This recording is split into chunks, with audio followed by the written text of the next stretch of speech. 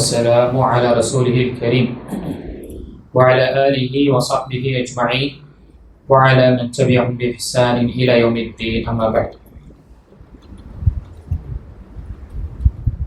اللهم أرنا الحق حقا وارزقنا اتباعه وأرنا الباطل باطلا وارزقنا اجتنابه.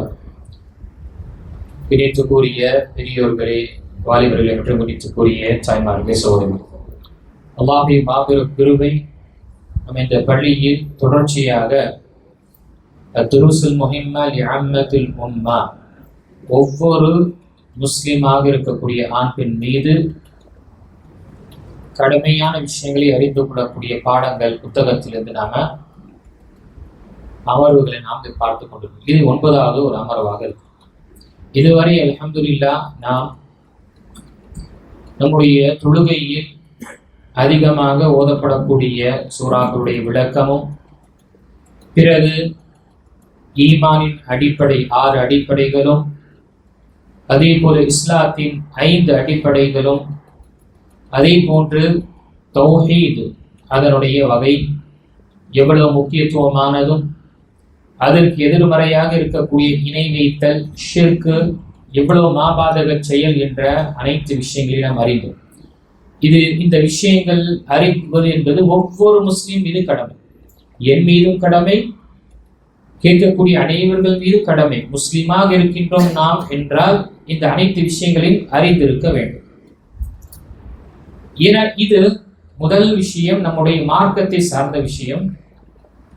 நபி ஜிப்ரீல் அலைஹிஸ்ஸலாம் அல்லாஹ்வின் தூதர் ஸல்லல்லாஹு அலைஹி வஸல்லமிடம் மனித ரூபத்தில் வந்து இந்த அடிப்படையான விஷயங்களை சொல்லிவிட்டு, கேள்விகளை கேட்டு அதற்கு பதிலை நபி ஸல்லல்லாஹு அலைஹி வஸல்லம் சொல்லி சென்று விட்டார்கள். சென்ற பிறகு உமர் ரலியல்லாஹு அவர்கள் அந்த ஹதீஸை, நீண்ட ஹதீஸை அறிவிக்கக்கூடியவர். அல்லாஹ்வின் தூதர் ஸல்லல்லாஹு அலைஹி வஸல்லம் அவரிடம் கேட்கிறாங்க, வந்தவர் யார் என்று தெரியுமா உமரே? ஏன்னா என்ன யார் வந்தார் என்று தெரியல. மனித உருவத்தில் வந்தாங்க. வந்து உட்கார்ந்து நபி ஸல்லல்லாஹு அலைஹி வஸல்லம் சில கேள்விகளை கேட்டாங்க. முஹம்மது இது சொல்லுங்க. மக்களுக்கு ஒரே ஆச்சரியம். யாருமே முஹம்மது என்று பேர் சொல்லியே கூப்பிட மாட்டாங்க. இவர் பேர் சொல்லி கூப்பிட்டு இஸ்லாத்தை பற்றி சொல்லுங்க, ஈமானை பற்றி சொல்லுங்க என்று கேள்வி எழுப்பி கேள்விக்கு பதிலை பெற்றார் என்றால், ஆம் நீங்கள் உண்மையை கூறுவீர்கள் என்று சொல்கின்றார்கள். இப்படி என்ற ஒரு வியப்பில் இருந்தாங்க. இந்த அனைத்து விஷயங்களும் அடிப்படையான விஷயம். கேள்வி கேட்டு விட்டு சென்ற பிறகு நபி ஸல்லல்லாஹு அலைஹி வஸல்லம் உமர் ரலியல்லாஹு கேட்கிறாங்க, தத்ரியா உமர் மனிசாஹி, உமரே வந்தவர் வந்து கேள்வி கேட்டு போனாரு, இவர் யார் என்று தெரியுமா? உமர் ரலியல்லாஹு அன்ஹு அல்லாஹு வ ரசூலுஹு அலம் என்று கூறினார்கள். அல்லாஹும் அவருடைய தூதருமே மிக்க அறிந்தவராக இருக்கிறார். உடனே நபி ஸல்லல்லாஹு அலைஹி வஸல்லம் என்ன கூறினார்கள்? அதாக்கும் ஜிப்ரீல் அத்தாக்கும் ஜிப்ரீலு யுஅல்லிமுக்கும் தீனக்கும். வந்தது யார்? வந்தது ஜிப்ரீல் அலைஹிஸ்ஸலாம். எதற்காக வந்தார்கள்? யுஅல்லிமுக்கும் தீனக்கும், உங்களுடைய மார்க்கத்தை, உங்களுடைய தீனை உங்களுக்கு கற்றுத் தருவதற்காக இந்த மாதிரி ஒரு உருவத்தில் வந்து சென்றார்கள். அதுல அல்ஹம்துலில்லாஹ் அதிகப்படியாக கிட்டத்தட்ட 90% அந்த அடிப்படை விஷயங்கள் நம்ம படிச்சிருக்கோம். அதே கேள்விகளில் தான் அடுத்ததாக வரக்கூடியது இஹ்சானை பற்றி கேட்கப்பட்டது, இஸ்லாத்தை பற்றி கேட்கப்பட்டது, ஈமானை பற்றி கேட்கப்பட்டது. இஹ்சான் என்றால் என்ன என்று அல்லாஹ்வுடைய தூதரிடம் அவர்கள் கேட்டார்கள். நபி ஸல்லல்லாஹு அலைஹி வஸல்லம் அதற்கு மிக அழகாக தெரியப்படுத்தினார்கள். அன் தஅபுதல்லாஹ கஅன்னக தராஹு ஃபஇன் லம் தகுன் தராஹு ஃபஇன்னஹு யராக். இஹ்சான் என்றால் ஒரு அடியான், நீ உன்னுடைய இறைவனை பார்ப்பதை போல நீ அவனை வணங்கி வழிபடுவாயாக. அந்த நிலை இல்லை என்றால் அவன் உன்னை கண்காணிக்கின்றான் என்ற எண்ணத்தில் நீ அவனை வணங்கி வழிபடுவாயாக என்று நபி ஸல்லல்லாஹு அலைஹி வஸல்லம் கூறினார். அப்போ இந்த அமர்வை நாம இஹ்சானும் பிறகு அதற்கு வரக்கூடிய மற்ற விஷயங்களை நாம் பார்க்க இருக்கின்றோம். இஹ்சான் என்று சொன்னா பொதுவாக நம்முடைய புழக்கத்தில் நாம் அறிந்து கொள்ளக்கூடிய விஷயம், இஹ்சான் என்று சொன்னாலே உபகாரம் செய்வதற்கு, இஹ்சான் செய்வதற்கு என்று நம்ம அசல் இஹ்சான் ஹதீஸில் வரக்கூடிய அந்த வார்த்தையை எண்ணற்ற விளக்கங்களை தரக்கூடியது.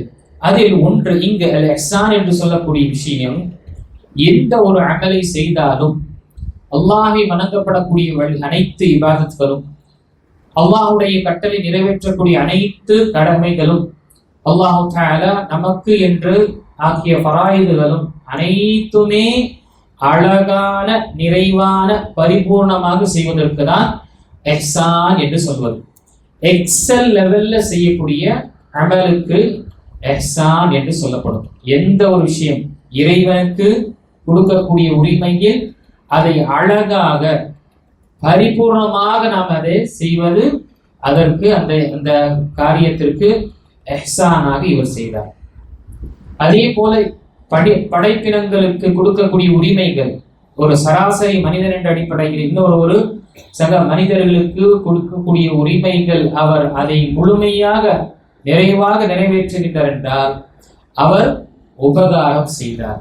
அதான் நம்ம இஹ்சான் செஞ்சாங்க. இஹ்சான்னா அழகான, அவருடைய மீது இருக்கக்கூடிய அந்த கடமையை அழகாக நிறைவேற்றினார் என்று நாம புரிந்து கொள்ளணும். அப்போ இங்கு இஹ்சான் என்று சொல்லக்கூடிய விஷயம், இங்கு சொல்லக்கூடிய ஹதீஸ்ல என்ன, நீ அல்லாஹ்வை எப்படி நீ வணங்கு, எப்படி நீ அல்லாஹ்வை பார்ப்பாயோ. இப்போ இந்த ஹதீஸ்ல நமக்கு சொல்லப்பட்ட விஷயம், மனிதன் பொதுவாக அல்லாஹ்வை வணங்க வேண்டும் அல்லது ஒரு விஷயத்தை செய்ய வேண்டும் என்றால் இரண்டு நிலை ஒரு நிலை அவருக்கு உதவிகரமாக இருக்கும். ஒன்று மஹப்பா, நேசத்துடன் செய்வான். ஒரு காரியத்தை செய்யறான்னா விரும்பி செய்யப்படும் பொழுது அது மிகவும் ஆர்வத்துடன் செய்யக்கூடியவனாக இருக்கும். நாம் அதை விரும்பி செய்யும் பொழுது, அதை நாம் நம்முடைய விருப்பத்திற்கு ஏற்பா போல செய்யும் பொழுது நம்ம அதை அழகாக செய்வோம். நம்முடைய தொழிலாக இருக்கட்டும், நம்முடைய படிப்பாக இருக்கட்டும், நம்முடைய வேலையாக இருக்கட்டும், மற்ற விஷயங்கள் நான் விரும்பி செய்யும் பொழுது அதை அழகாக செய்யணும். இன்னொருத்தங்க நிர்பந்திக்கும் பொழுது அதை நம்மளால் செய்ய முடியாது. அப்ப முதல் விஷயம் இங்கு, நீ அல்லாஹ்வை வணங்கி வழிபடு. எப்படி என்றால், எப்படி உன்னுடைய ரப்பை, உன்னுடைய இறைவனை உன் முன்னால் பார்க்கின்றாயோ. யோசிச்சு பாருங்க, எங்களை படைத்த ரப்புல் ஆலமீன் அல்லாஹ் தஆலா நமக்கு கண்கள் முன்னால் இருந்து நாம் அதை பார்க்கக்கூடியவர்களாக இருக்கும் பொழுது எப்படி அவனை வணங்குவோம், எப்படி அவனுக்கு வழிபடுவோம்? என்னை படைத்த இறைவன் நான் பார்க்கிறேன், அவன் பார்க்கும் பொழுது அழகாக செய்ய வேண்டும் என்ற முஹப்பத்துக்காக நான் என்ன செய்வான்? மனிதன் அல்லாஹ்வை வணங்குவதில் அழகாக செய்யக்கூடியவா இருப்பான். ஏன்னா எல்லா விஷயங்களையும் அவன் தான் கொடுத்துருக்கும். இந்த நிலை இல்லை என்றால் அடுத்த கட்டம் அச்சம். ஒண்ணு விருப்பத்துடன் செய்வான், இல்லைன்னா பயந்து செய்யக்கூடியவனாக இருக்கும். இந்த ரெண்டு தான். நம்ம குழந்தைகளும் பாருங்க, நம்ம ஏதாவது சொல்லும் பொழுது விருப்பத்தோட செய்வாங்க, இல்லைன்னா செய்யலைன்னா நெக்ஸ்ட் அதட்டணும், அவரை மிரட்டணும், உடனே பயந்து செய்யக்கூடியவர்களாக இருப்பாங்க. இப்போ இங்க இரண்டாவது நிலை என்ன?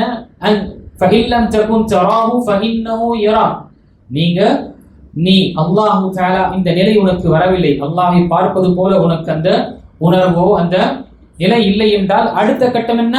அல்லாஹ் உன்னை கண்காணித்துக் கொண்டிருக்கின்றான், அல்லாஹ்வை அஞ்சி நீ வாழ்வாயாக, அல்லாஹுக்கு அஞ்சி நீ அவனை வணங்கி வழிபடுவாயாக, அல்லாஹ் உன்னை கண்காணித்துக் கொண்டிருக்கிறான், உன்னுடைய அல்லாஹு தஆலாவுடைய மானிட்டர்ல நீ இருந்து கொண்டே இருக்கின்றாய் என்ற அந்த உணர்வு. அப்போ இரண்டே தான். இஹ்சான் உச்சகட்டத்தில் நமக்கு நம்முடைய அமல்களை நாம் ஆக்க வேண்டும் என்று விருப்பத்துடன் செய்தோம் என்றால் சிறந்த வடிவத்தில் செய்யக்கூடியவர்களாக இருக்கும். இல்லை என்றால் அச்சத்துடன், அல்லாஹுடைய அச்சம், அல்லாஹு தஆலாவுடைய அந்த பயத்துடன் செய்யும் பொழுதும் என்ன, நாம் சிறந்த வடிவத்தில் நாம் செய்யும். இப்போ இங்கு ஒரு முஃமின்களாக இருக்கின்றோம் என்றால் ஒவ்வொரு காரியத்தையும் நாம அழகாக செய்யும் பொழுது அது அல்லாஹை நேசிக்கும். அல்லாஹு தஆலா அவர்களை நேசிக்கின்றான், அந்த அமலையும் நேசிக்கின்றான். அப்போ நாம முஹ்சின் என்று சொல்லும் பொழுது தீன்ல உச்சகட்டத்தில் இருக்கக்கூடியவர்களுக்கு முஹ்சினீன் என்று சொல்லும்.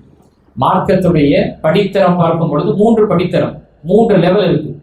பேசிக் லெவல் பார்த்தால் இஸ்லாம் என்று சொல்லக்கூடிய இந்த கடமையான விஷயங்களை செய்யக்கூடியவர்கள் முஸ்லிம்கள், இது முதல் படித்தரம். இரண்டாவது, அதை விட கொஞ்சம் உயர்வான ஒரு படித்தரம் பார்க்கும் பொழுது அல் ஈமான், கடமையான விஷயங்களை செய்து நம்பிக்கை கொள்ளக்கூடிய விஷயத்தில் உறுதியாக இருக்கக்கூடியவர் முஃமினீன் என்று சொல்லக்கூடிய அடுத்த கேட்டகரி, அடுத்த லெவலில் இருக்கக்கூடியவர்கள். இது ரெண்டையும் மிக அழகாக பரிபூர்ணமாக செய்யக்கூடியவர்கள் அடுத்த கட்டம் தான் இஹ்சான் என்று சொல்லக்கூடிய தரத்தில் செய்யக்கூடியவர்கள், எக்ஸல் லெவல்ல செய்யக்கூடியவர்கள், அவர்கள் முஹ்சினீன் என்று சொல்லப்படும். இவர்கள் யார் இருப்பார் இந்த முஹ்சினுடைய கட்டத்துல? நபிமார்கள், ஷுஹதாக்கள், சாலிஹீன்கள், நல்லோர்கள், அல்லாஹ்வை அஞ்சி வாழக்கூடிய, தக்வாவுடைய பேணுதலான வாழ்க்கை வாழக்கூடியவர்கள் எல்லாம் இந்த கேட்டகரியில இருப்பாங்க. அப்போ நம்முடைய வாழ்க்கையில நாம முதல்ல இஸ்லாத்தை தழுவினோம், கடமையான விஷயங்களை செய்தோம். அடுத்ததாக நாம் ஈமானுடைய விஷயத்துல உறுதியாக இருக்கிறோம். இதுல எந்த ஒரு கலங்கம் ஏற்படாத அளவுக்கு நாம் உறுதியாக இருக்க வேண்டும். அதுக்கு அடுத்த கட்டம் அல்லாஹ்வை வணங்கக்கூடிய விஷயத்தில், அவருடைய கடமைகளை நிறைவேற்றக்கூடிய விஷயத்தில் நான் அழகாக செய்து அந்த முஹ்ஸினீன் என்ற அந்த அந்தஸ்தை நாம் பெற வேண்டும் என்று நாம விருப்பம் கொள்ள வேண்டும். அப்போ நம்முடைய கடமைகள், அல்லாஹ்வுடைய உரிமைகளை நாம் அழகாக நிறைவேற்றுவதும், மனிதர்களுடைய உரிமைகள் நாம் அழகாக நிறைவேற்றுவதனால் நாம் இந்த படித்தரத்தில் வரும். அல்லாஹ்வுடைய கடமை என்னங்க கடமை? அல்லாஹ்வுடைய கடமை நம் மீது சொல்லலாமா?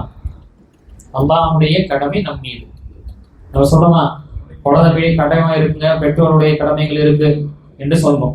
அதே மாதிரி கணவர் மீது கடமை இருக்கு, மனைவி மற்றும் மக்களை பார்க்கறது. அதே மாதிரி மனைவியுடைய சில கடமைகள் இருக்கு, கணவருக்கு நிறைவே. இப்படி அல்லாஹ் தஆலாவுடைய கடமை நம் மீது என்ன? அவனை மட்டுமே வணங்கும்.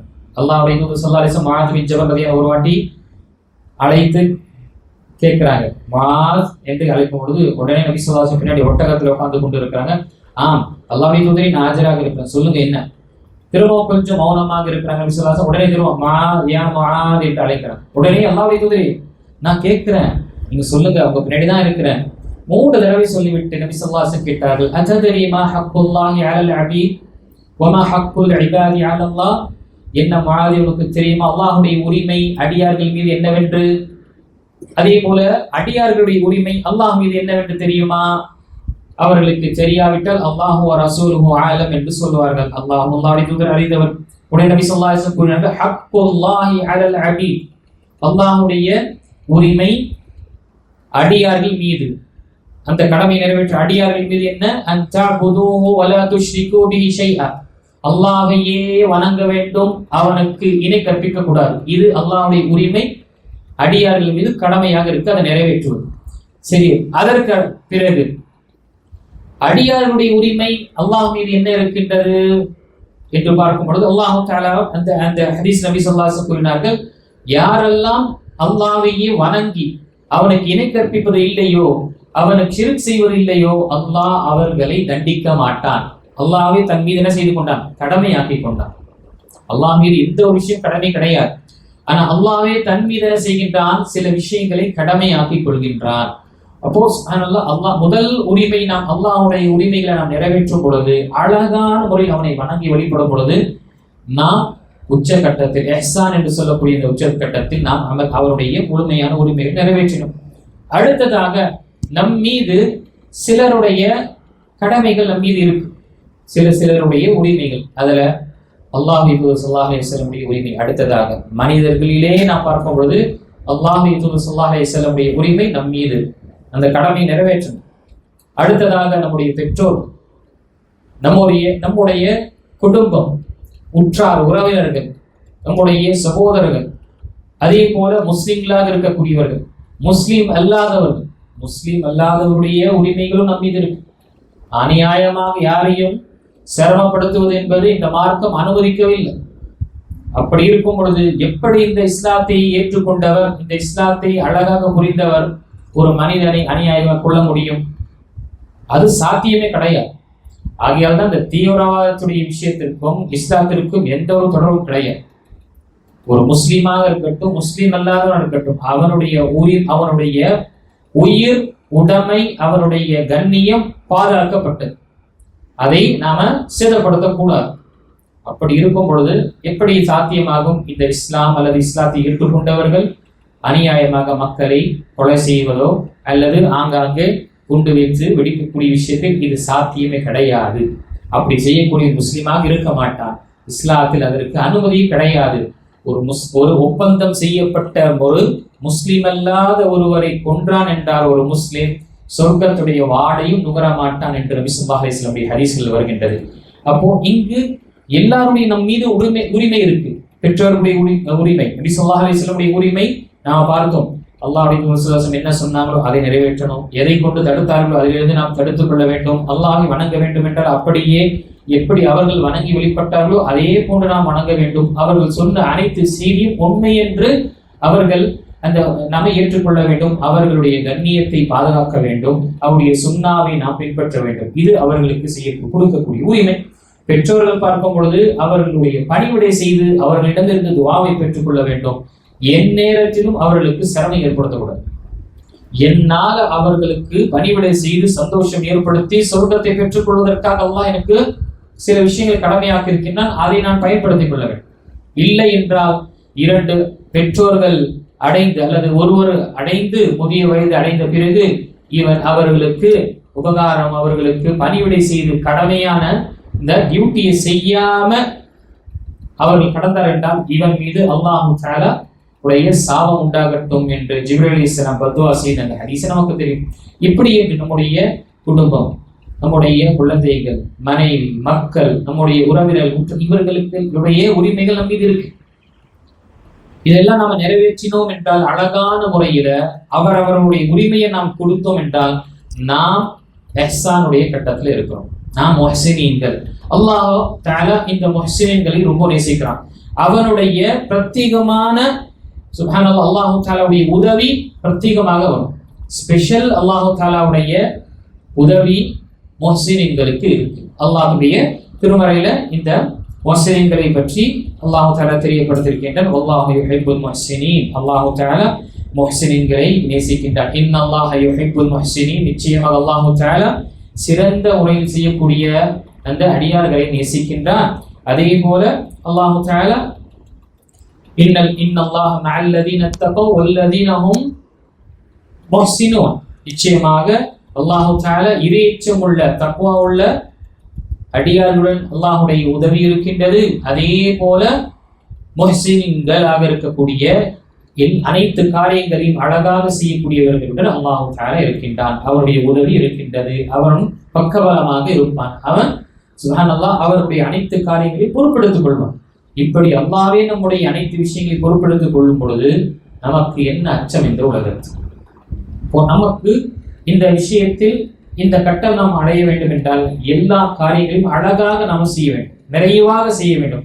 சில நேரத்தில் சில குறைகள் இருக்கும் பொழுது அல்லாஹ் மன்னிக்கக்கூடியவனாக இருக்கான். ஆனால் நாம் முயற்சி செய்ய வேண்டும் சிறந்த வடிவத்தில் செய்வதற்காக. இது இஹ்சான். இது என்னுடைய ஈமான் சிறந்த வடிவத்தில் இருக்க வேண்டும். என்னுடைய தொழுகை, என்னுடைய நோன்பு, என்னுடைய ஹஜ்ஜு, என்னுடைய ஜகாத்து, என்னுடைய பணிவிடை, மக்களுக்கு செய்யக்கூடிய உதவி, அவருடைய உரிமைகள் அனைத்துமே சிறந்த வடிவத்தில் நான் செய்யக்கூடியவனாக இருக்க வேண்டும் என்று நாம் இந்த விஷயத்துல முடிவெடுக்க வேண்டும். இப்படி நாம் முடிவெடுக்கும் பொழுது சில விஷயங்கள் குறைந்தாலும் அல்லாஹ் மன்னிக்கக்கூடியவனாக இருக்கின்றான். இங்க நம்ம இஹ்சானுடைய விஷயங்களை நாம் பார்த்தோம். இதனால என்ன ஆகும்? அல்லாஹ் தஆலாவுடைய நெருக்கம் நமக்கு கிடைக்கும். அல்லாஹ் என்னை பார்த்து கொண்டிருக்கிறான், நான் அவனை பார்த்து கொண்டிருக்கிறேன் என்று இருக்கும் பொழுது எப்பொழுதுமே அல்லாஹ்வுடைய நினைப்பு இருக்கும். அல்லாஹ் தஆலாவுடைய நெருக்கத்தை நாம் உணர்வோம். சிரமம் என்று வரும்பொழுது அல்லாஹ் தஆலா நம்மை அங்கிருந்து பாதுகாக்கும். ஏதாவது ஒரு பிரச்சனை என்று இருக்கும் பொழுது எப்படி அல்லாஹ் தஆலா அங்கிருந்து நம்மை மீட்டெடுப்பார் என்று நமக்கே தெரியாது. நிபந்தனை அதற்கு நாம் இஹ்சான், அந்த தரத்தில் நம்முடைய அமல்கள், நம்முடைய உரிமைகள், நாம நிறைவேற்றக்கூடிய அந்த கடமைகளையும் மற்றவர்களுடைய உரிமையையும் நாம் அழகான முறையில் செய்வதற்காக நாம் முயற்சி செய்வோம். அதற்கு பிறகு ஷேக் பின் பாஸ் ரஹிமஹுல்லாஹ் அவர்கள் இந்த புத்தகத்தில் மிக மிக அவசியமாக இருக்கக்கூடிய தொழுகை சார்ந்த சில விஷயங்களை தெரியப்படுத்திருக்கோம். இதுல நிறைய பேருக்கு நமக்கு என்ன ஆகுதுன்னா, வந்து தொழுகிறோம், தொழுதுட்டு போறோம். ஆனால் இந்த தொழுகையில சில நிபந்தனைகள் இருக்கு.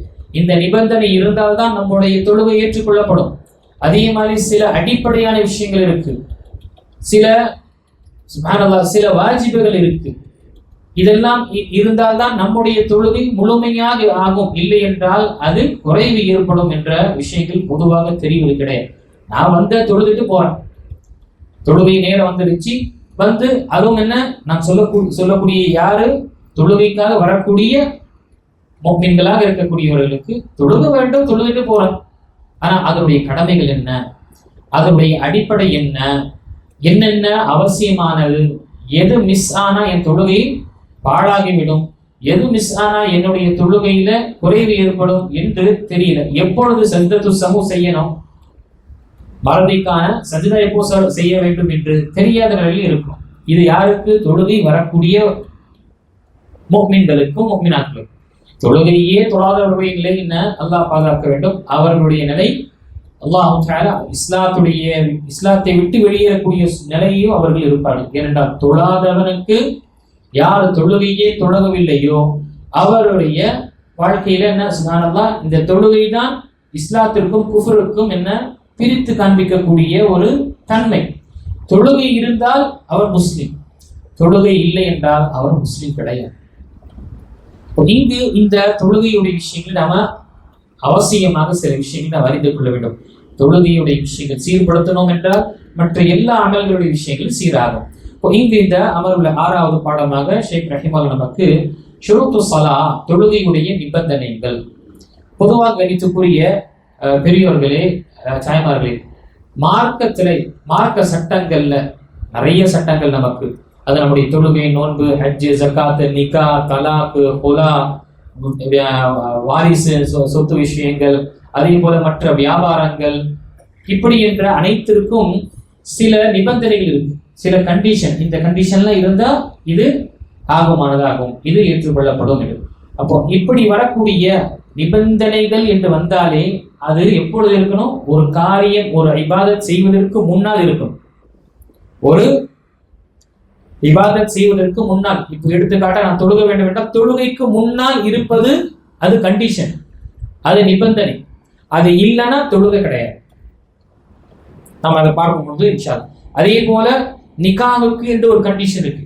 நிக்கா, அந்த கண்டிஷன், அந்த நிபந்தனை இருந்தா நிக்காவே ஆகும், இல்ல நிக்கா ஆகாது. வியாபாரத்திற்கு என்று சில கண்டிஷன் இருக்கு. அந்த வியாபாரம், அந்த கண்டிஷன், அந்த நிபந்தனைக்கு உட்பட்டதாக இருந்தால் அது ஹலாலான ரிஸ்காக இருக்கும், ஹலாலாக திரட்டக்கூடிய பொருளாதாரமாக இருக்கும். இப்படி என்று எல்லா இபாதத்துகளுக்கும் சில நிபந்தனைகள் என்று இருக்கு. அந்த நிபந்தனை பூர்த்தி செய்தால்தான், நிவர்த்தி செய்தால்தான் நம்முடைய அமல்கள் அது ஏற்றுக்கொள்ளப்படக்கூடியதாக இருக்கும், இல்லை என்றால் ஏற்றுக்கொள்ளப்படும். அப்போ அதுல நான் பார்க்கும் பொழுது முதல் நமக்கு ஷுரூத்து ஸலா என்று பார்க்கும் பொழுது 9 இருக்கு. எண்ணிக்கையில நாம இதை மனனம் செய்து கொள்ள வேண்டும். 9 ஷுரூத்து ஸலா இருக்கு, தொழுகையுடைய நிபந்தனைகள், கண்டிஷன் ஆஃப் ஸலா. இந்த 9 நம்முடைய வாழ்க்கையில் இருக்கின்றதா என்று நாம முதல்ல விஷயத்தை பார்ப்போம். முதல் நாம் இஸ்லாம் இருக்கணும். முஃமின்களாக இருந்தால்தான் தொழுகை ஏற்றுக்கொள்ளப்படும். முஃமின் இல்லை என்றால் என்னதான் தொழுதாலும் சரி, என்னதான் நமக்கு கூட சேர்ந்து தொழுதாலும் சரி, அந்த தொழுகை ஏற்றுக்கொள்ளப்படாது. அவருடைய மனசு திருப்திக்காக இருக்கலாம், அவருடைய விருப்பத்திற்காக இருக்கலாம். ஏன்னா சில சகோதரர்கள், முஸ்லீம் இல்லாத சகோதரர் என்ன செய்யறாங்க, நம்ம கூட தொழுவதற்காக விருப்பம் கொள்றாங்க. அதே மாதிரி சில ஸ்டூடெண்ட்ஸ், சில ஸ்கூல்ல முஸ்லீம் இல்லாத ஸ்டூடெண்ட்ஸ் இருக்கும் பொழுது அவங்களுக்கு தொழுகையுடைய நேரம் வரும் பொழுது கேட்கிறாங்க, உஸ்தாத் நானும் வந்து தொழுகிறேன். அல்லாஹ் அக்பர். எனக்கு நல்லா தெரியும், ஒரு ஸ்கூல், இஸ்லாமிக் ஸ்கூல்ல ஆல்வின் என்று சொல்லக்கூடிய ஒரு ஸ்டூடெண்ட் ஒரு ஜுஸ் மரணம் செஞ்சிருக்கு, அதற்கு பிறகு இந்த தொழுகையில கலந்து கொள்ள வேண்டும் என்று ஆர்வம், குறிப்பா தொஹருடைய தொழுகையில கலந்து கொள்ள வேண்டும் என்று ஆர்வம், ஜும்மால வந்து உட்கார்ந்துருவார். அவருடைய ஆர்வம் அந்த கேட்பது, குர்ஆனுடைய வசனங்கள் கேட்பதும், அந்த உபதேசங்கள் கேட்பது என்று ஆர்வம். ஆனால் அந்த அமல்கள், அந்த செயல்கள் அவருக்கு பயனுள்ளதாக இருக்குமா? இருக்காது.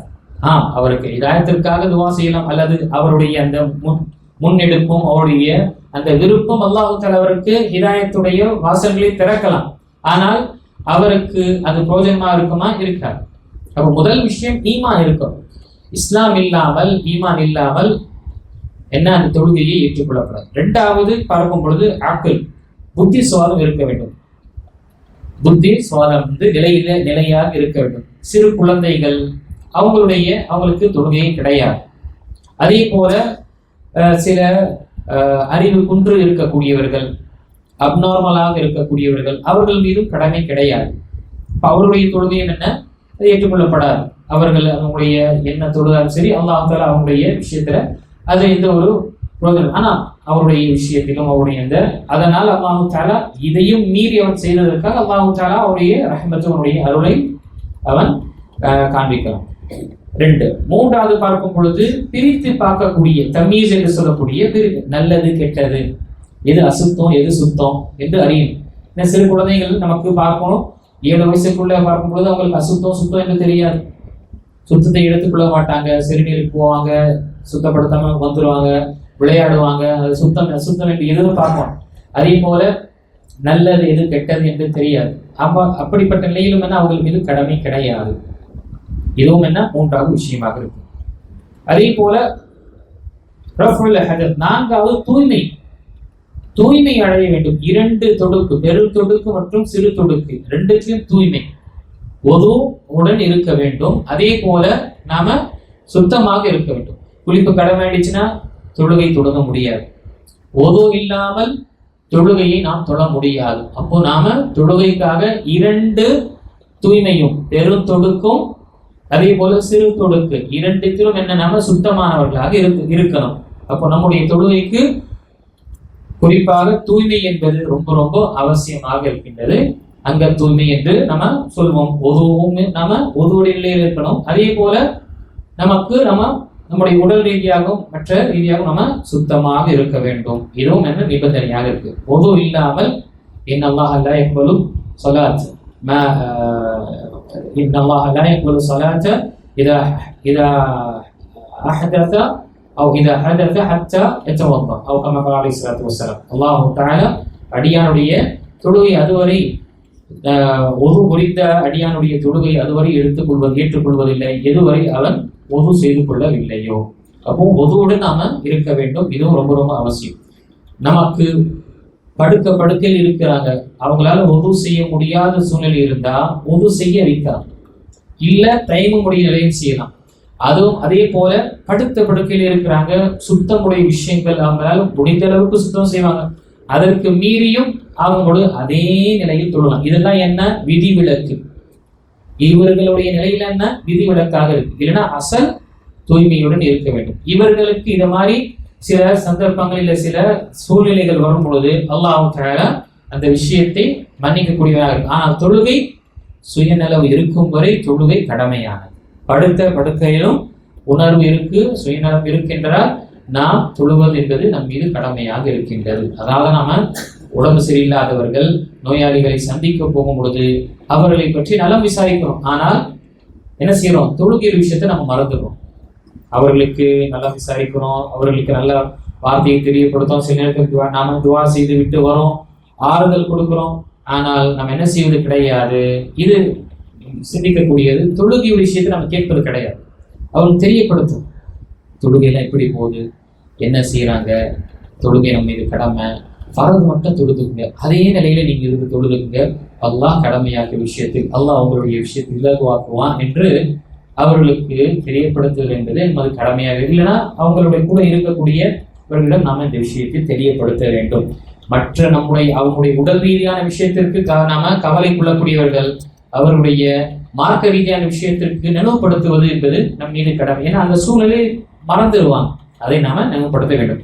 அதே போல அசுத்தத்தை அகற்றணும். ஏதாவது 5வது என்ன, இஸாலத்து நஜாஸா, அசுத்தத்தை நாம் அகற்ற வேண்டும். நம்முடைய உடை மற்றும் நம்முடைய இடங்கள் ஏதாவது அசுத்தம் இருக்கா என்று பார்த்து அதை நாம சுத்தப்படுத்திக் கொள்ள வேண்டும். நாம் முதல்ல தொழுகும் பொழுது இந்த விஷயங்களை நாம கவனம் கொள்ள வேண்டும். அசுத்தமான நஜிசு பட்ட ஆடைகளை தொழுவது என்பது அதை ஏற்றுக்கொள்ளப்படாது. அதே போல இடம் அசுத்தமாக இருக்கு என்று தெரிந்த பிறகு நாம அந்த இடத்துல தொழுக முடியாது. நாம் ஒரு இடத்துல தொழுகிறோம், இது சுத்தமா அசுத்தமா என்று நமக்கு தெரியலன்னா அசல் என்ன, அது சுத்தமானது. ஏனென்றால் இரவு பகல் மாறும் பொழுது, சூரியன் உதயமாகி மறையும் பொழுது இந்த பூமி அல்லாஹ் தஆலா சுத்தப்படுத்துகின்றான். அது மட்டுமல்ல, அல்லாஹ் தஆலா இந்த ஒட்டுமொத்த பூமி என்ன செய்திருக்கின்றான், சுத்தமானதும் சுத்தத்தை தூய்மையை எடுத்துக்கொள்ளக்கூடிய ஒரு விஷயமாக அல்லாஹ் தஆலா இந்த பூமியை இந்த உம்மத்திற்காக, நபி முஹம்மது ஸல்லல்லாஹு அலைஹி வஸல்லம் உம்மத்திற்காக ஆக்கியிருக்கின்றார். ஜுஇலத்தில் அர்து மஸ்ஜிதன் வ தஹூரா, பூமி அல்லாஹ் தஆலா என்னுடைய சமுதாயத்திற்கு மஸ்ஜித், அது வணங்கப்படக்கூடிய வணக்க வழிபாடை நிறைவேற்றக்கூடிய இடமாகவும், அதே போல தஹூரா தூய்மையை எடுத்துக்கொள்ளக்கூடியதா, தூய்மையை நமக்கு தெய்வம் நாம் செய்யக்கூடியவன். அப்போ அசல் என்ன, தூய்மையானது. நமக்கு ஏதாவது அசுத்தம் என்று தெரிந்தால்தான் அந்த இடம் அசுத்தம். இது பொதுவாக நமக்கு எங்கே ஏற்படும், எங்கேயாவது வெளியே நாம் தொடக்கூடிய நிலை ஏற்படும் போகும் பொழுது இது மாதிரி ஏற்படும். வாகனத்துல, பொது வாகனத்துல தொழுகும் பொழுது சில நேரத்தில் நம்ம உட்காரக்கூடிய இடத்துல மண் மற்றும் தூசி இருக்கும். அந்த நேரத்தில் நம்ம அசுத்தமாக இருக்குன்னு நினைப்போம். அசுத்தம் என்பது அது கிடையாது. அசுத்தம் என்பது அது ஏதாவது ஒரு கழிவோ அல்லது ஏதாவது ஒரு நஜீஸ் அங்கு இருந்தாலும் அசுத்தம், இல்லைன்னா அசல் சுத்தமானது. இதையே நாம கவனம் கொள்ள வேண்டும். இதை நாம மறந்து விடக்கூடாது. அதே போல சத்ருல் அவுரா எத்தனாவது? இது 6வது. சத்ருல் அவுரா நம்முடைய மறைக்கக்கூடிய உறுப்புகளை நாம் மறைக்க வேண்டும். சத்ருல் அவுரா பொதுவாகவே ஆண்களுக்கு நம்முடைய தொப்புளிலிருந்து நம்முடைய முழங்கால் வரை நாம முட்டி வரை நாம மறைப்பது இது பொதுவானது. தொழுகையில தோல் பூஜம், அதே போல இங்கு முட்டி வரை முழங்கால் வரை மறைக்க வேண்டும். இது சத்ரு அவுராவுடைய விஷயமாக இருக்கு. பெண்கள் முழுமையாக தன்னை மறைப்பார்கள். இது மறைக்க விடக்கூடிய விஷயம். இது நாம் பார்க்கணும். வீட்டில் தொழுகும் பொழுது நம்ம கவனம் கொள்ள வேண்டும். நம்ம இந்த பனியன் கட் பனியன் போட்டு நம்ம தொழுக முடியாது. ஏன்னா தோல் பஜம் மறைய வேண்டும். இதுவும் நம்ம கவனம் கொள்ளக்கூடியவர்களாக இருக்கின்றோம். அதே போல சத்ருல் அவுரா நம்முடைய உடல் அங்க குறிப்பாக மறைக்கக்கூடிய உறுப்புகள் மறைந்திருக்க வேண்டும் தொழுகையில. இதுல பொதுவாக இந்த வாலிபர்கள் அணியக்கூடிய டிஷர்ட் பார்க்கிறோம், ஜீன்ஸ் பார்க்கிறோம். ருக்குல போகும் பொழுது அல்லாஹ் பாதுகாக்க வேண்டும், முழுமையாக மேலே ஏறுது. சஜ்தா செல்லும் பொழுது என்ன ஆகுது? பின்னாடி இருக்கக்கூடியவர்களுக்கு சிரமம் ஏற்படுது. இவருடைய தொழுகையே ஒரு கேள்விக்குறியாயிடும். ஏன்? அவுரா வெளிப்படுது.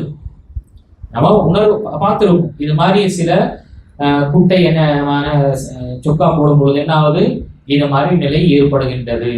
இதையும் நாம் கவனம் கொள்ள வேண்டும். நாம் மறைக்கக்கூடிய விஷயங்கள் நாம இந்த அதே போல குறிப்பாக நாம வெள்ளை ஆடை நாம அணிகிறோம். குறிப்பாக நம்ம கைலி அணியும் பொழுது, ரொம்ப மெரிசான கைலி இருக்கும் பொழுது சில நேரத்தில் நம்முடைய மறைக்கக்கூடிய நம்முடைய மர்மஸ்தலங்கள் சில நேரத்தில் அது வெளிப்படக்கூடிய நிலை ஏற்படுகின்றது. இதுவும் நாம் கவனம் கொள்ளக்கூடியதாக இருக்கும். அதனால்தான் நம்முடைய ஆடை கொஞ்சம் நீளமாக நம்ம இருப்பது நம்முடைய மறைக்கக்கூடிய மர்மஸ்தலங்களை மறைக்கக்கூடிய அளவுக்கு ஆடை இருக்கும் பொழுது அது மீதம் இருக்கக்கூடிய விஷயத்தை மறைக்கக்கூடியதாக இருக்கும். இதெல்லாம் நம்ம கவனம் கொள்ள வேண்டும். குறிப்பாக வாலிபர்கள் என்ன செய்யறாங்க? டிஷர்ட்டை அணிந்துறாங்க. பெற்றோர்களும் இந்த விஷயத்தை கவனம் கொள்ள வேண்டும். ஒரு முஸ்லீம் அவன் ஒரு ஆடையை அவன் செலக்ட் செய்யறான்னா இது எந்த அளவுக்கு இருக்கு, ருக்குவிலும் சுஜூதுல போகும்பொழுது அது வெளிப்படுமா இல்லையா என்று உணர வேண்டும். அந்த வாலிபனும் அந்த விஷயத்தை உணர வேண்டும். இத அலட்சியமாக இருந்து விடக்கூடாது. இதனால அவருடைய தொழுகையே என்ன அது ஏற்றுக்கொள்ளப்படுமா இல்லையா என்ற கேள்வி அளவுக்கு சில உலமாக்கெல்லாம் இல்லவே இல்லை என்று சொல்றாங்க. தொழுகையே பாத்தில் ஆயிடுச்சு. ஏன்? தொழுகையுடைய நிபந்தனையில் ஒன்று சத்ருல் அவுரா, உறுப்புகளை மறைக்கும்.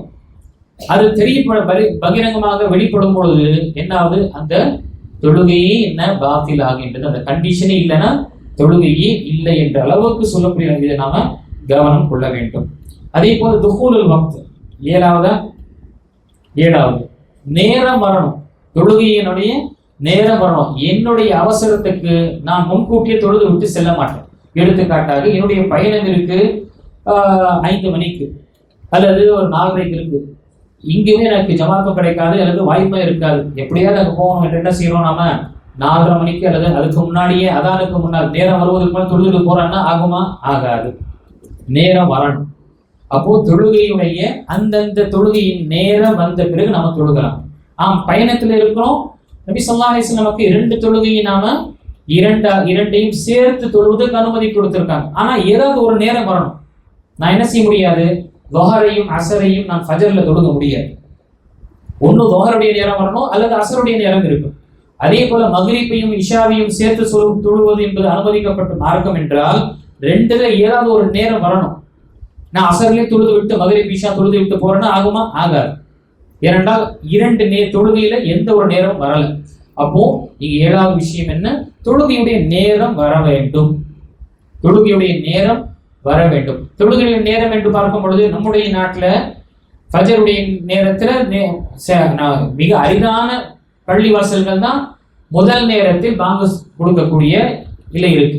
இங்க நம்ம பள்ளிவாசல் சரி, அலதீசுடைய பள்ளிவாசல்கள், அதே போல மற்ற சுன்னாவில் பின்பற்றக்கூடிய பள்ளிவாசல் நான் பார்க்கும் பொழுது முதல் நேரத்துல அதான் சொல்லக்கூடியவர்களாக இருக்கும். இல்லைன்னா என்ன ஆகுது? சில நேரத்தில் நமக்கு தொஹர் 1 மணிக்கு அதான் என்ன நினைக்கிறோம்? அப்போதான் நேரம் ஆரம்பமாக இருக்கு என்று நினைக்கிறோம். அப்படி கிடையாது. நேரம் 1 மணி நேரத்துக்கு முன்னாடியே 12:15 இல்ல 12:10 தொஹருடைய நேரம் ஆரம்பித்தது. அஸ்தம் சூரியன் அஸ்தத்திலிருந்து லேசாக சாய்ந்த நிலை பிறகு துஹர் தொழுது கொள்ளலாம். அப்போ இந்த விஷயத்தை நாம் நினைவு கொள்ள வேண்டும். நேரம் வர வேண்டும். நம்முடைய நாட்டில் அதான் நேரம் உடைய தொடக்கம் கிடையாது. ரொம்ப அரிதான பள்ளிவாசல் தான் நேரம் வந்த உடனேயே என்ன செய்யலாம், அதே நேரத்தில் தொழுவோம். வெளியில் நாம மற்ற நாடுகளில் பார்க்கும் பொழுது, மற்ற குறிப்பாக சவுதியா, கத்தார் இப்படி என்ற நாடுகள் இருக்கும் பொழுது இவர் நேரத்தில் முதல் நேரத்தில் அவங்க அதான் கொடுப்பாங்க. முதல் நேரத்தில் அப்போ நேரம் இப்பொழுது வந்து விட்டது என்று நாம அறிந்து கொள்ளும். அப்போ தொழுகைக்குரிய நேரம் நமக்கு அவசியம். 8வது, கிபிலாவை முன்னோக்கி இருக்கிறோம். கிபிலாவை நாம் முன்னோக்கி இருக்க வேண்டும். கிபிலா இல்லாமல் தொழுகை ஏற்றுக்கொள்ளப்படாது. நாம் பயணித்து இருக்கும்போது முயற்சி செய்வோம்.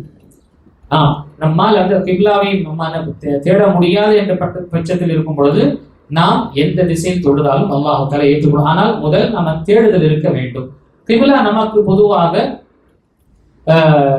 நம்முடைய இந்தியாவுடைய இதில் பார்க்கும் பொழுது நமக்கு வெஸ்ட்ல சூரியன் மறையுது. எந்த பக்கம் சூரியன் மறையுதோ நமக்கு அந்த பக்கம் தான் நமக்கு காபத்துல்லா நமக்கு இருக்கு. சவுதியா நமக்கு வெஸ்ட்ல இருக்கு. அந்த ஒரு விஷயத்தை நாம் என்ன செய்யலாம், சூரியன் நமக்கு உச்சியில் இருக்கிற லேசாக சாயும் பொழுது எந்த பக்கம் அது மறைகின்றதோ அந்த பக்கம் தான் நமக்கு கிபிலா இருக்கின்றது என்று நாம அடையாளம் நம்ம பார்த்து கொள்ளலாம். இதையும் நாம கவனத்துடன் இருக்க வேண்டும். கடைசியான விஷயம் 9வது எண்ணம், நீயத்து இருக்க வேண்டும். என்ன நீயத்து? எந்த தொழுகை நான் தொழுகின்றனோ அது என்னுடைய உள்ளத்துல நான் எண்ணம் கொள்ள வேண்டும். நீயத்து என்ன கிடையாது, நாவால் முழங்கக்கூடிய விஷயம் கிடையாது. நீயத் என்பது உள்ளத்தில் நாம் எண்ணக்கூடிய எண்ணத்திற்கு சொல்லக்கூடிய வார்த்தை தான். அது இன்டென்ஷன் என்று சொல்லுவோம், நீயத் என்று சொல்றோம். உருதிலும் தமிழும் அதை தான் நாம் சொல்றோம். அப்போ எண்ணம், நான் என்ன எண்ணுகின்றேன் அது என்னுடைய மனசுல இருக்கணும், நாவால் சொல்லக்கூடாது. சிலருடைய நிலை என்ன இருக்கு, இந்த நீயத்துடைய விஷயத்த நீயத்தை சொல்லிக்கங்க என்று சொல்லும் பொழுது மக்கள் என்ன செய்யறாங்க, சொல்றாங்க, அது சொல்லி கொடுக்கப்படுது. என்ன, கிபிலாவுக்கு முன்னால் 4 ரக்காத் துஹரை தொழுகின்றேன், இந்த இமாமுக்கு பின்னால் அல்லாஹுக்காக என்று சொல்லி செய்யறாங்க. இது பிதஅத். நபி ஸல்லல்லாஹு அலைஹி வஸல்லமோ சஹாபாக்களோ அதற்கு பிறகு வந்த தாபிஈன்கள், தபே தாபிஈன் யாரும் இந்த மாதிரி சொன்னது என்பது நமக்கு ஆதாரம் கிடையாது. மாறாக எண்ணம், நாம எண்ணுவது. நம்முடைய வீட்டுல நாம ஏதாவது ஒரு விஷயம் செய்யணும்னா எண்ணி நாம செய்யணும். அப்போ நம்ம சொல்றது கிடையாது, அது நம்முடைய உள்ளம் சார்ந்த அமலாக இருக்கின்றது. ஆக இந்த விஷயத்தை நாம நினைவு கொள்ள வேண்டும்.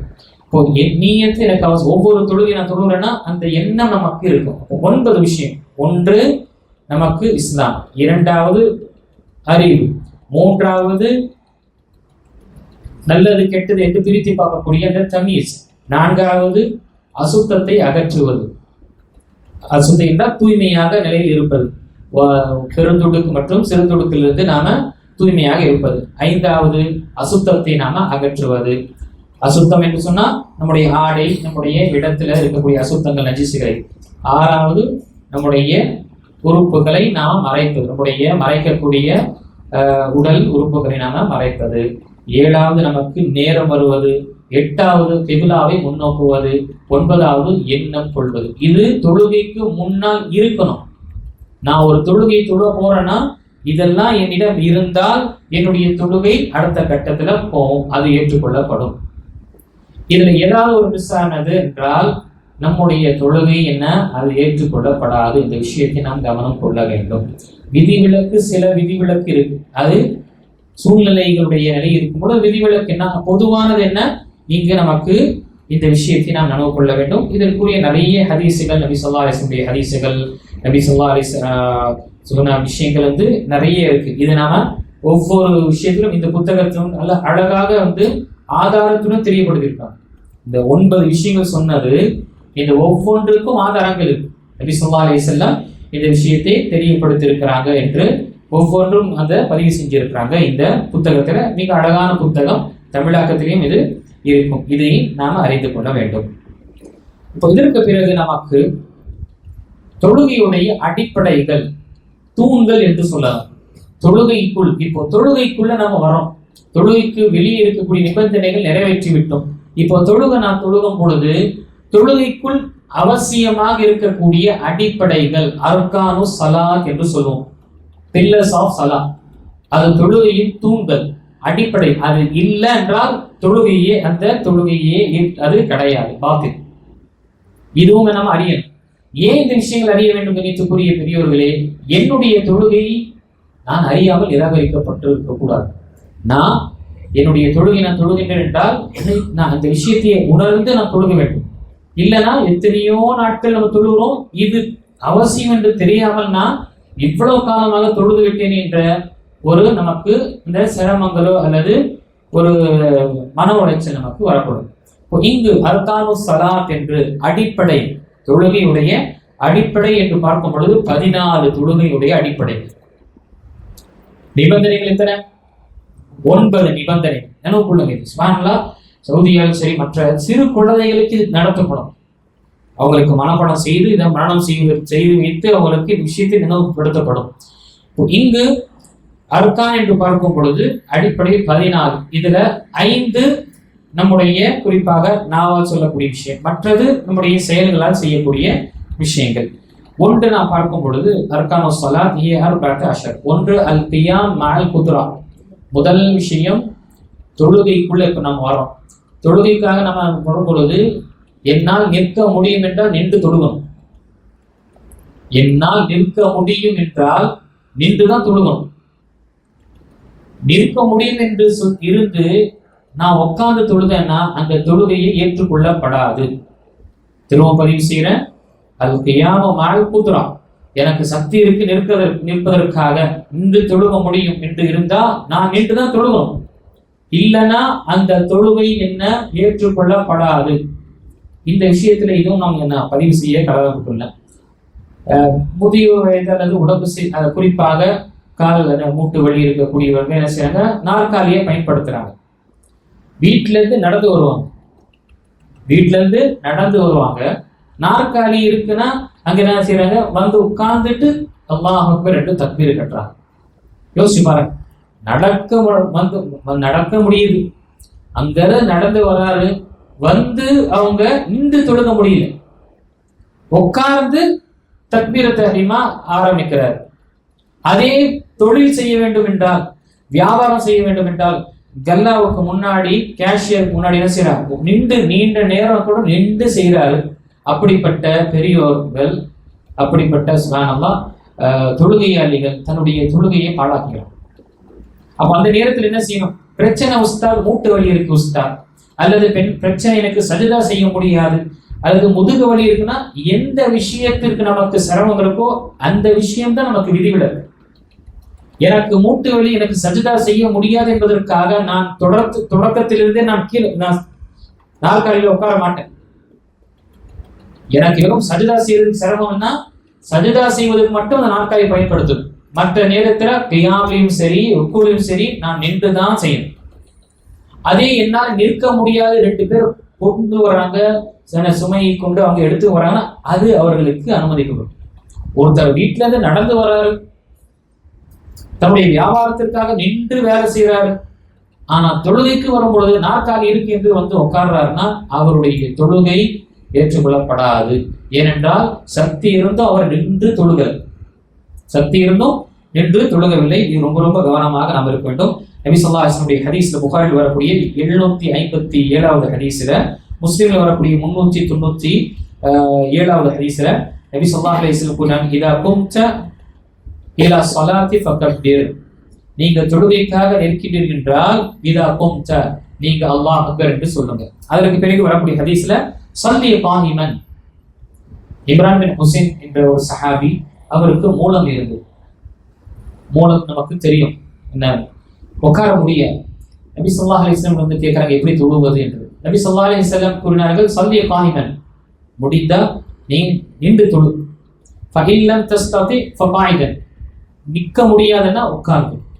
அப்போ நிற்க முடியாது என்ற சூழ்நிலை இருந்தாதான் உட்காரணும்.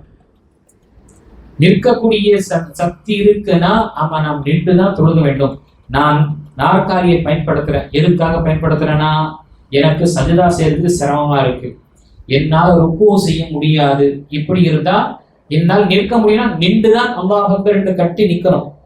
எதுவரை நான் நிற்கணும்? நான் ருக்கு செல்லும் வரை நான் நிற்கணும். ருக்குவுக்கு செல்கின்றேன்னா என்னால் ருக்கு செய்ய முடியாதா? நான் உட்கார்ந்து ருக்கு செய்யும். அப்போ இந்த நாற்காலியோ அல்லது உட்கார்ந்து தொழக்கூடிய சலுகை யாருக்குன்னா எந்த ஒரு அமலை செய்ய முடியாத நிலையில் இருக்கின்றோமோ அந்த அமலுக்கு தான் என்ன கணித்துக்குரிய அடியார்களே அந்த செல்வம். எனக்கு சக்தி இருந்து எல்லாத்தையும் நான் உட்கார்ந்து தொழ மாட்டேன், தொழக்கூடாது. நான் சொல்றது புரியுது நினைக்கிறேன் பெரியவர்களுக்கு. எனக்கு நின்று தொழுக முடியும் என்று இருக்கும் பொழுது நான் நின்று தொழுகணும். எனக்கு ருக்கு செய்ய முடியாது என்றால் உட்கார்ந்து ருக்கு செய்யும். எனக்கு சஜிதா செய்ய முடியும் என்றால் என்ன செய்வேன்? ருக்கு செய்ய முடியாது. சஜிதா செய்ய முடியும் என்றால் சஜிதா நான் கீழே தான் செய்யும். இது விஷயத்தை நாம ரொம்ப கவனமாக இருக்க வேண்டும். இந்த தொழுகை குறிப்பாக சேர்ந்த நாற்காலியில தொழக்கூடிய தொழுகையுடைய சட்டங்களே உலமாக்கள் சுப்ஹானல்லாஹ் அதுக்கு தனியே ஒரு என்ன செய்வாங்க, ஒரு பாடங்களே நடத்துவாங்க. எப்படி ஈதுடைய திருநாள் வரும் பொழுது ஈதுடைய பாடங்கள் நமக்கு சொல்லப்படுகின்றது, உபதேசங்கள் செய்யப்படுகின்றது. ஹஜ்ஜுடைய நேரத்தில் ஹஜ்ஜுடைய காரியங்கள் நமக்கு கற்றுத்தரும். அதே போல உலமாக்களிடம் என்ன, இந்த நாற்காலி பயன்படுத்தக்கூடியவர்களுடைய சட்டங்கள் எப்பொழுது நம்ம பயன்படுத்தணும், எப்பொழுது நம்ம பயன்படுத்தக்கூடாது என்று அதற்கு தனியே ஒரு தரிசை இருக்கும். ஏன் அதிகப்படியாக இந்த விஷயங்கள் அதிகமாயிடுச்சு. சிலருக்கு தேவை இல்லைனாலும் வந்து உட்கார முடிவு வைக்கிறாங்க. இது கவனம் கொள்ள வேண்டும். தொழுகை கையாம் இது ருக்குன், இது அடிப்படை, இது அஸ்திவாரம் தொழுகையில. இல்லைன்னா நம்ம தொழுகை பாத்தில், நம்முடைய தொழுகை ஏற்றுக்கொள்ளப்படாது. சுன்னத்துல நமக்கு உட்கார்ந்து தொழுவோம்னா நாம அதை பாதி நன்மை நாம விட்டுறோம். ஆனா கடமையில பரவான தொழுகையில் அப்படி இல்லவே இல்லை. அல்ஹம்துலில்லாஹ் 2 ரக்காத் நம்ம சுன்னத்து, 4 ரக்காத் சுன்னத்து நம்ம தொழுகிறோம். 2 தொழுது விட்டு முழுமையான நிறைவான அமலை நாம் பெற்றுக் கொண்டு செல்லலாமே. இல்லாத பட்சங்கிறது அல்லாஹ் தஆலா அறியக்கூடியவனா இருக்கிறான். ஆனா இந்த விஷயத்தை நான் கொள்ள வேண்டும். எந்த அமலை என்னால் செய்ய முடியாதோ அதற்காகத்தான் எனக்கு சலுகை. மற்ற அமல்களை நான் என்ன செய்யணும், நான் மற்றவர்களை போலதான் நான் நிறைவேற்றணும். அல்லாஹ் சில பள்ளிவாசல்கள் இருக்கக்கூடிய அல்லாஹ்வே சில பள்ளிவாசலை நான் பார்க்கணும், கால் ஊனமுற்ற சில முசல்லீன்கள் அவங்க நின்றாவது நீ தொழுவேன் என்று இருக்கக்கூடியவர்கள் இருக்க, மடக்க முடியாது. நாம எப்படி நம்ம அத்தஹியாத்துல உட்காரோம் அது மாதிரி முடியாத சில முசல்லீன்கள் சஜிதா என்ன செய்யறாங்க, காலை நீட்டிக்கிட்டே சஜிதா செய்யணும்னு சொல்லிட்டு செய்யறாங்க. நாம செய்ய வேண்டும் என்றுதான் செய்யும். இல்ல ஒண்ணுமே இல்லாம சும்மா வந்து உட்காரக்கூடியவர்கள் இருக்கிறாங்க. அது அவர்கள் நம்முடைய தொழுகையை அவங்க பாதுகாத்துக் கொள்ள வேண்டும். இது மிக முக்கியமான விஷயமாக இருக்கு. இரண்டாவது தக்பீரத்துல் இஹ்ராம். தக்பீரத்துல் இஹ்ராமோ அல்லது தக்பீரத் தஹ்ரீமா என்று சொல்லுவோம். அல்லாஹ் அக்பர் என்று முதல் தக்பீர், அல்லாஹ் அக்பர் என்று சொல்லக்கூடிய முதல் தக்பீர், இது ரொம்ப ரொம்ப அவசியம். இது நாம எங்க மிஸ் பண்ணோம்னா ருக்கு வந்து இமாம வந்து ருக்கு வர மாட்டோம், நம்ம ஸ்பீடா வந்து ருக்குல சேருக்கும். முதல்ல அந்த அல்லாஹ் அக்பர் என்ற தக்பீரத் தஹ்ரீமா நம்ம சொல்லிட்டு அதற்கு பிறகு ருக்குவுக்கு நாம செல்ல வேண்டும். நம்ம உடனே டைரக்டாக நான் சென்றேன் என்றால் அந்த ரக்காத்து கணக்கிடப்படாது. ஏனென்றால் இது தக்பீரத்துல் இஹ்ராம், இது அடிப்படை, இது பில்லர் மிஸ் ஆச்சுன்னா அந்த தொழுகை என்ன ஏற்றுக்கொள்ளப்படாது. இரண்டாவது விஷயம். மூன்றாவது சூரத்துல் ஃபாத்திஹாவை ஓதுவது. சூரத்துல் ஃபாத்திஹா இது எல்லா தொழுகை, கடமையான தொழுகை, உபரியான தொழுகை, நஃபிலான தொழுகை, ஜனாசாவுடைய தொழுகை, இமாமுக்கு பின்னால் தொழக்கூடிய தொழுகை, தனியாக தொழக்கூடிய தொழுகை, சப்தமாக தொழக்கூடிய தொழுகை, மௌனமாக தொழக்கூடிய தொழுகை, எல்லா தொழுகையிலும் சூரத்துல் ஃபாத்திஹா ருக்குன், அடிப்படை. முஸ்லிமில் வரக்கூடிய ஹதீஸ்ல நபி ஸல்லல்லாஹு அலைஹி வஸல்லம் தெளிவாக கூறினார்கள், லா ஸலாத, தொழுகையே அவருடைய தொழுகையே கிடையாது. யார் லிமன் லம் யக்ரா பி ஃபாத்திஹத்தில் கிதாப், யார் சூரத்துல் ஃபாத்திஹாவை ஓதவில்லையோ அவருடைய தொழுகையே கிடையாது. அப்போ நம்முடைய கணித்துக்குரிய அடியார்களே, நம்முடைய எல்லா தொழுகையிலும் சூரத்துல் ஃபாத்திஹா என்பது அவசியமானது. நான் இமாமுக்கு பின்னாடி இருந்தாலும் இமாம் சூரத்துல் ஃபாத்திஹா ஓதிய பிறகு நான் ஓதிக்கொள்ள வேண்டும். நபி ஸல்லல்லாஹு அலைஹி வஸல்லம் காலத்துல இமாமுக்கு பின்னாடி ஓதக்கூடியவங்க இருப்பாங்க. சில அங்க என்னமா குழந்தைகளும் பார்ப்போம், அவங்களுக்கு சில பிரத்யேகமா அவங்க மரணம் செஞ்ச அந்த சூறாக்கள் இமாம் அவங்க ஓதுறாங்கன்னா இவங்களுக்கு பின்னாடி ஓதும். அது மாதிரி சஹாபாக்கள் அந்த காலத்துல அவர்களுக்கு தெரிந்த அந்த சூறாக்கள் வந்து என்ன செய்வாங்க, பின்னாடி லேசாக அங்கு உதடுகள் அசைப்பாங்க. அந்த சப்தத்தை நபி ஸல்லல்லாஹு அலைஹி வஸல்லம் உணர்வாங்க.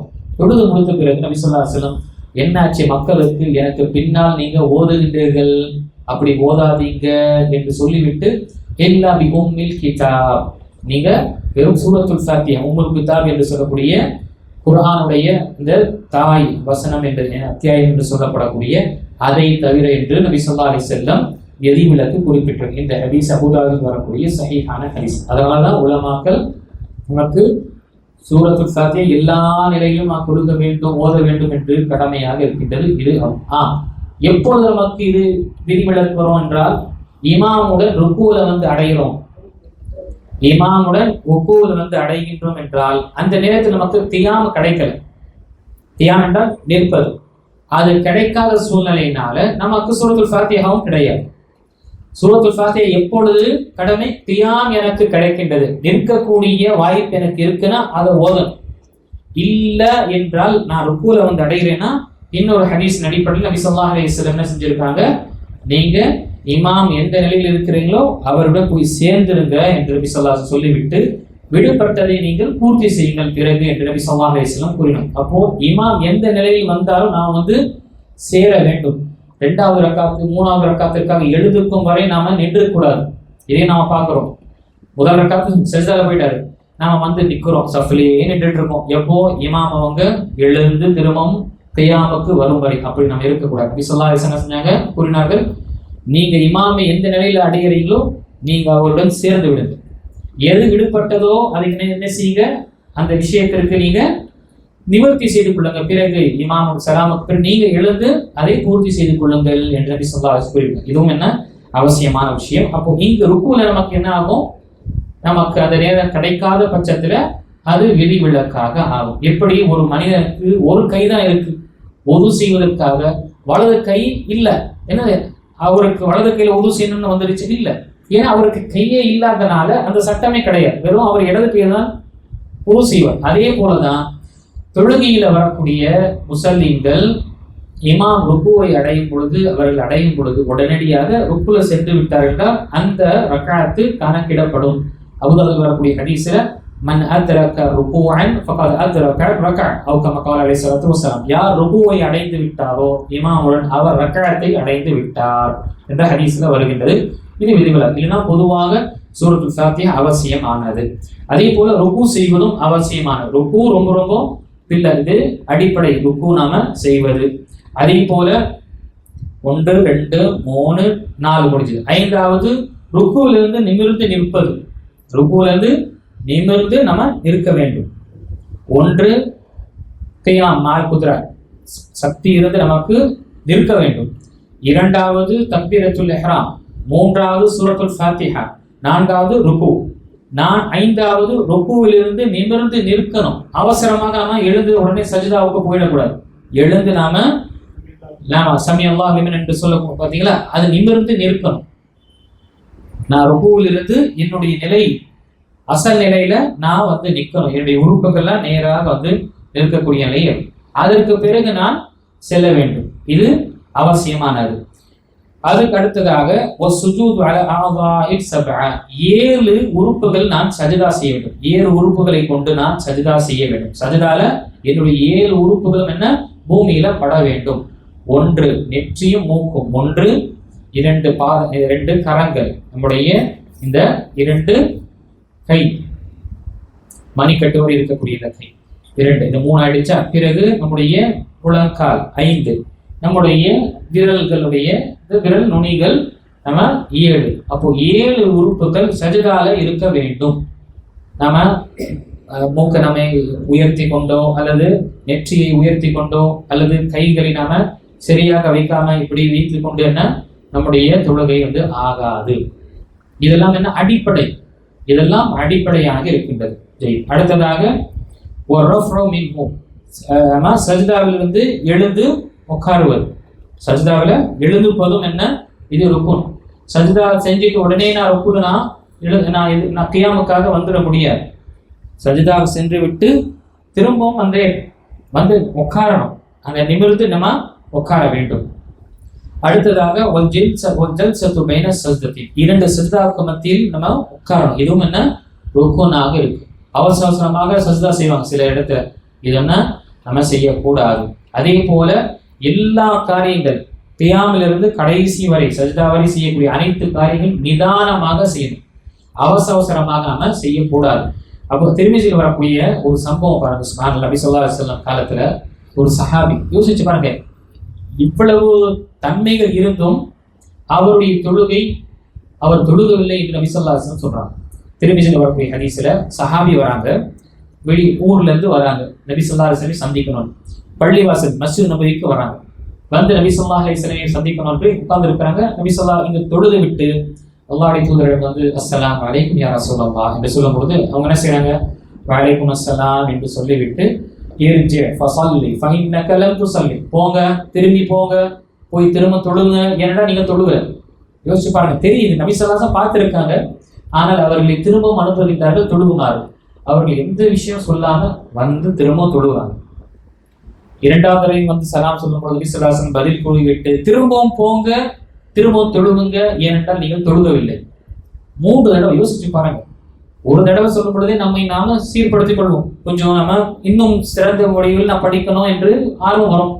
3 தடவை சொல்லியும் அந்த சஹாபி என்ன செய்யறாங்க, அவர்கள் 3 தடவை சொல்லி நபி ஸல்லல்லாஹு அலைஹி வஸல்லம் போங்க போய் தொழுகுங்க, நீங்க தொழுகல. அதற்கு பிறகு என்ன செய்ய, அல்லாஹ் மீது ஆணையாக, எந்த இறைவன் உங்களை சத்தியத்தை கொண்டு அனுப்பினானோ அவன் மீது ஆணையாக, இதை விட அழகாக எனக்கு தொழுக தெரியாது. பாருங்க, சஹாபியுடைய எண்ணத்துல ஏதாவது நம்ம வித்தியாசம், இஹ்லாஸுடைய விஷயங்கள் ஏதாவது நம்ம குறை பார்க்க முடியுமா? சஹாபாக்கள் நபி ஸல்லல்லாஹு அலைஹி வஸல்லம் பார்த்த அந்த சஹாபாக்கள் அவர்களுடைய இஹ்லாஸ்ல, மன தூய்மையில ஏதாவது டவுட் இருக்கா? டவுட் இருக்காது. 2வது மஸ்ஜித் நபியில தொழுகிறாங்க, மஸ்ஜித் நபவியில. 3வது நபி ஸல்லல்லாஹு அலைஹி வஸல்லம் முன்னால் தொழுகிறாங்க. இந்த எல்லா சிறப்புகளும் இருந்தும் நபி ஸல்லல்லாஹு அலைஹி வஸல்லம் அவருக்கு சொன்ன விஷயம்னா நீங்க தொழுகவே இல்லைங்க.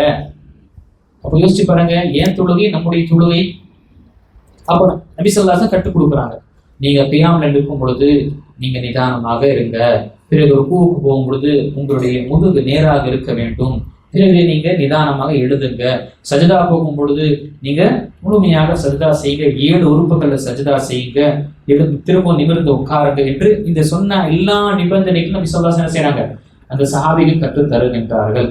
அப்போ யோசிச்சு பாருங்க, நிச்சயப்படி அல்லாஹ்வுடைய சஹாபியுடைய தொழுகையே அவசர அவசரமாக அல்லது விரைவாக தொழுதுனால நபி ஸல்லல்லாஹு அலைஹி வஸல்லம் நீங்க தொழுகவே இல்லை என்று சொன்னாங்க என்றால் நம்முடைய நிலை என்ன? அப்போ நாம தொழக்கூடிய 2 தொழுகை கடமையான தொழுகை, இந்த தொழுகையை நாம் நிதானமாக செய்வதற்காக முயற்சி செய்து நம்ம என்ன ஒரு 3 நிமிஷம் எடுத்துருவோமா? அதிகமாக நமக்கு 2 ரக்காத் என்றால் ஒரு 3 நிமிஷம் 4 நிமிஷம் எடுக்கக்கூடியதாக இருக்கும், அதிகமாக நாம் சொல்ல முடியும்.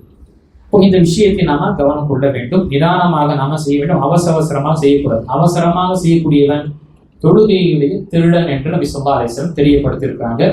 அஸ்வஉ சரிகத்தன் அல்லதி யஸ்ரிகு ஃபி ஸலாத், திருடத்திலே கேடுகட்ட திருடன் யார் என்றால் தொழுகையை திருடக்கூடியவன். சஹாபாக்களுக்கு ஒரே ஆச்சரியம், அல்லாஹ்வுடைய தூதரே தொழுகையை திருடுவார்கள், பொருட்கள் திருடுறது பார்த்திருக்கோம், தொழுகை எப்படி திருடுவாங்க? நபி ஸல்லல்லாஹு அலைஹி வஸல்லம் கூறினார்கள், லா யுத்திம்மு ருகூஹு வலா சுஜூத, அவன் ருகூவையும் சுஜூதையும் அவன் என்ன செய்வது கிடையாது, முறையாக செய்வது கிடையாது. பிறகு இன்னொரு ஹதீஸில் அறிவிப்பில் நபி ஸல்லல்லாஹு அலைஹி வஸல்லம் கூறினார், அவன் எப்படி அவன் சஜதா செய்கின்றான் என்றால் அது காகம் உடைய தீனியை எடுக்கும் பொழுது கொத்தி கொத்தி எடுக்கின்றது, அதே போலதான் இவன் என்ன செய்கின்றான், பூமியில சஜதா வேகமாக செய்கின்றான். அதனால இது பிரயோஜனம் இல்லை.